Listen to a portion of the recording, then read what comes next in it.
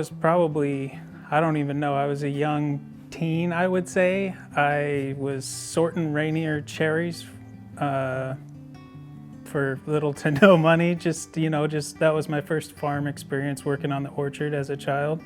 Me and my brother would always help sort the cherries. We boxed them ourselves, so we had a big bench set up, and we'd just go through and box them into 25-pound boxes and throw out the bad ones.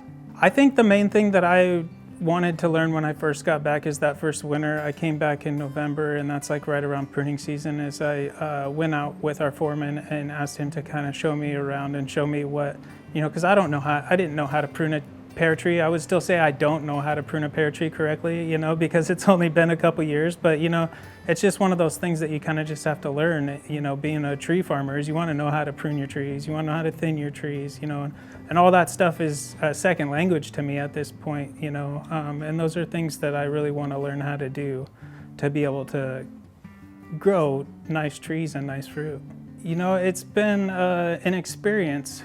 When I worked here previously, I was more just a tractor driver, and when they asked me to come back this time, it was more of you need to start learning things to take over the business with your brother.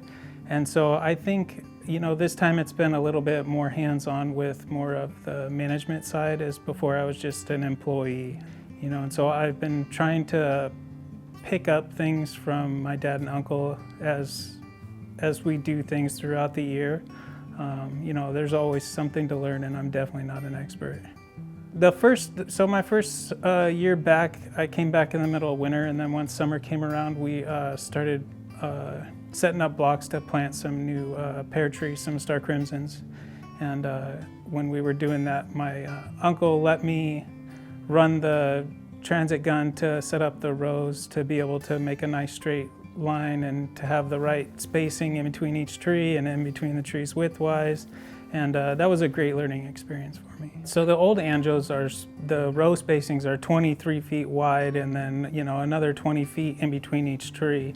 And the plantings that we're doing now, depending on the variety of pear that we're planting, they're more like 14 or 12. And I think the Starks, we planted them on maybe 8 foot in between each tree with a 18-foot row instead of 23-foot row, so that we can maximize the trees per acre, which then maximizes your bins per acre on your outcome of your fruit.